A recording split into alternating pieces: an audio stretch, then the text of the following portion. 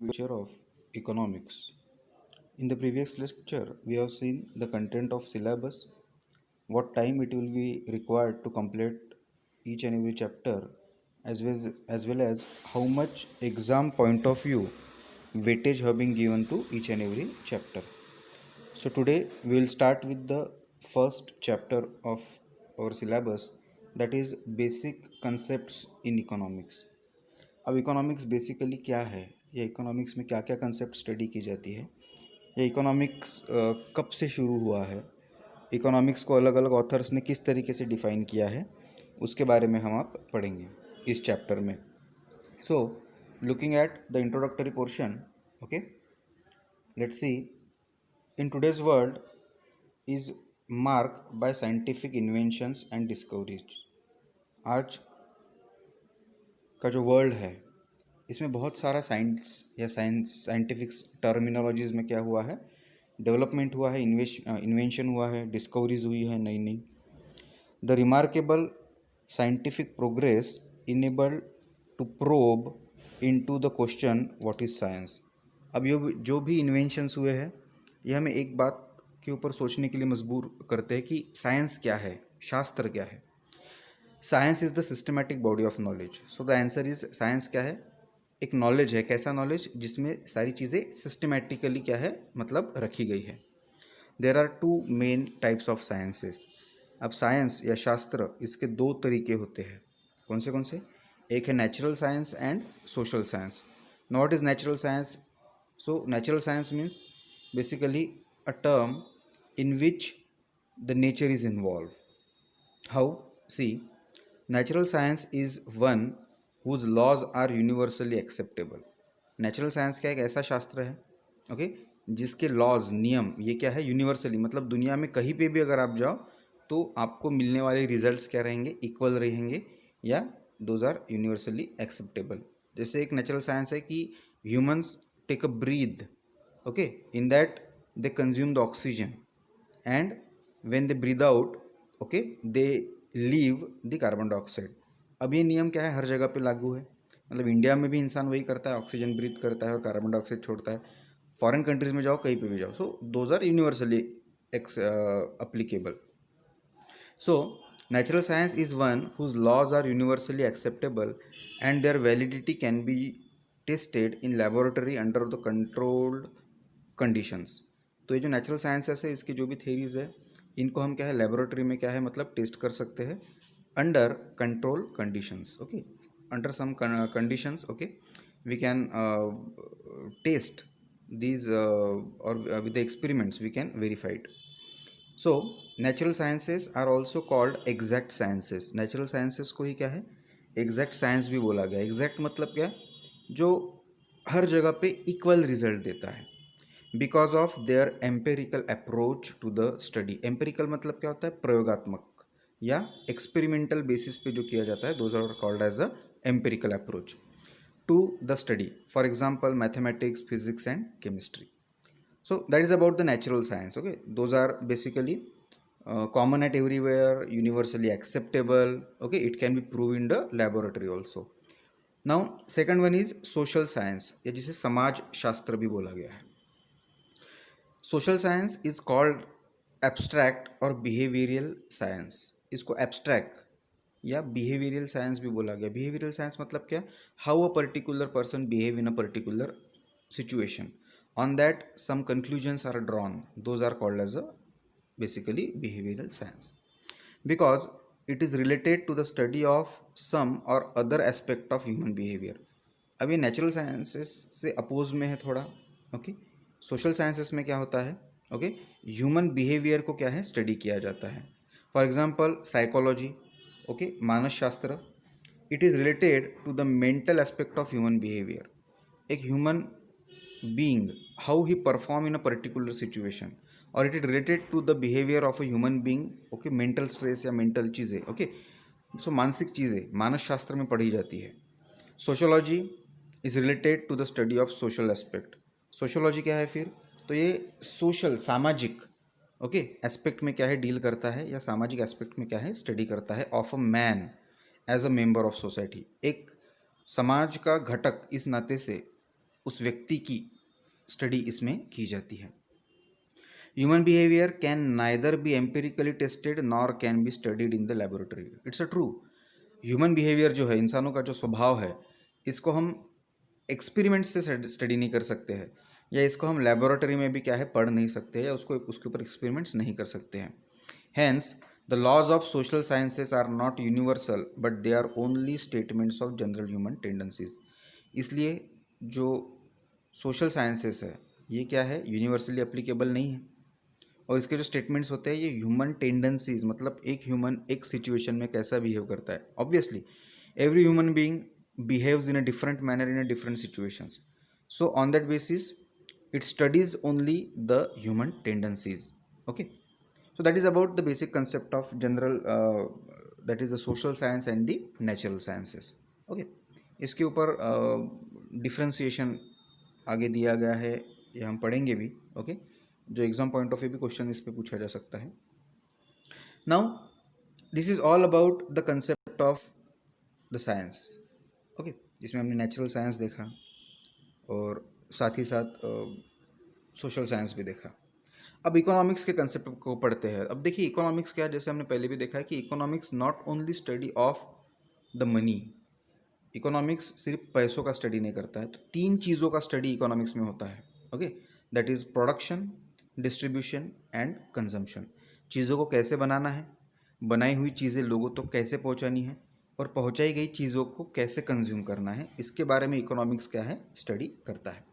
So remember, economics is not only the study of money itself. Okay, so apart from that there are many things which are involve in to the economics. See, economics is a social science, obviously ये human tendency से belong करता है। Okay, the origin of the term economics lies in the Greek word. अब इस word को, economics को, Greek word से क्या है, डिराइव किया गया है, that is oikonomia, which means management of the household. देखिए आपके घर में आपकी मदर या फादर जो भी घर को मैनेज करती है, that is a kind of economics, we can say that. So oikonomia का मतलब होता है which means management of the household. Economics is referred to as queen of social sciences. देखिए इकोनॉमिक्स को क्या है, सोशल साइंसेस मतलब समाज शास्त्र का, समाज शास्त्र की रानी ऐसा बोला गया है, बाय द पॉल सैमुअल्सन, जो एक इकोनॉमिस्ट थे। Economics deals with the economic aspect of human behaviour. Now what is economic aspect, जिसमें ट्रांजैक्शंस किए जाते हैं, लेन देन की जाती है, एक्सचेंज किया जाता है, those are called as the economic activity. So it deals with how human beings satisfy unlimited wants with limited means. देखिए बहुत इंपॉर्टेंट है, क्या बोला गया है, इकोनॉमिक्स किस चीज़ में डील करता है। So it studies of the human beings, how they try और how they make an efforts to satisfy unlimited wants with the limited means. हमारी या इंसानों की जो भी ज़रूरतें हैं वो कैसे कंपेरेटिवली बहुत ज़्यादा है, और इन ज़्यादा ज़रूरतों को कम से कम जो साधन है, मीन्स है, उसमें कैसा पूरा किया जा सके, इसका ही स्टडी क्या है, इकोनॉमिक्स में दिया गया है। इसको आगे जब हम डेफिनेशंस देखेंगे उस समय और क्लियरली समझेंगे। Okay, so let us understand the nature of economics with respect to some popular definition. अब देखिए इकोनॉमिक्स बहुत पुराना टर्मिनोलॉजी है, बदलते समय के हिसाब से इकोनॉमिक्स का को प्रेजेंट करने की मेथड बदली है, बट अल्टीमेटली इकोनॉमिक्स का मतलब आज भी वही है। अब जिस समय में जिस चीज़ का लैकुना था, उस समय उस चीज़ को वेटेज दे के इकोनॉमिक्स को क्या है, रिप्रेजेंट किया गया था। Okay, now there are some different economist. Okay, जिसमें एक कौटिल्य और कौटिल्यस व्यू ऑन इकोनॉमिक्स। आपने चाणक्य का नाम सुना होगा, चाणक्य और कौटिल्य ये एक ही व्यक्ति है, as you can see in the figure also, that अर्थ मीन्स वेल्थ एंड शास्त्र means science. So on that basis Arthashastra is the science of wealth. So Arthashastra implies the science of acquiring and managing wealth, मतलब संपत्ति को acquire करना और साथ ही साथ उस संपत्ति को मैनेज करना मतलब to spend as the need arises.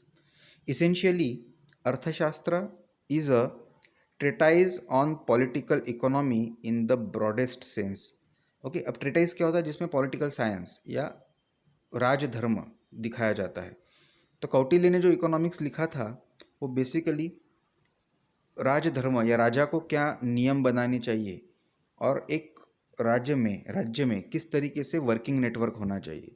मतलब राजा अकेला सब चीज़ों पे सुपरविजन करेगा, उसके बाद में प्रधानमंत्री होगा, प्रधानमंत्री के बाद में अलग अलग मंत्री होंगे। Okay, so that is a basically purpose behind the formation of the subject economics. तो बेसिकली ट्रेटाइज या पॉलिटिकल इकोनॉमी को बिल्डअप करने के लिए वर्किंग नेटवर्क या स्कैलर चेन को बनाने के लिए क्या है, कौटिल्य ने क्या है, अर्थशास्त्र लिखा था। तो कौटिल्य और चाणक्य दोनों भी एक ही है। अब कौटिल्य ने जो अर्थशास्त्र लिखा था उसके कुछ की पॉइंट्स यहाँ पे दिए हैं। Key points based on the Kautilya's view. See, crucial role of the state और गवर्नमेंट। ऑब्वियसली एक इकोनॉमी को अगर चलाना है तो उसके लिए गवर्नमेंट का होना क्या है, ज़रूरी है। या जिसमें हम बोल सकते हैं कि एक राजा का होना ज़रूरी है। और उसमें जैसे आज हमारे कंट्री में अगर आप देखोगे तो सेंट्रल गवर्नमेंट होता है, स्टेट गवर्नमेंट होता है।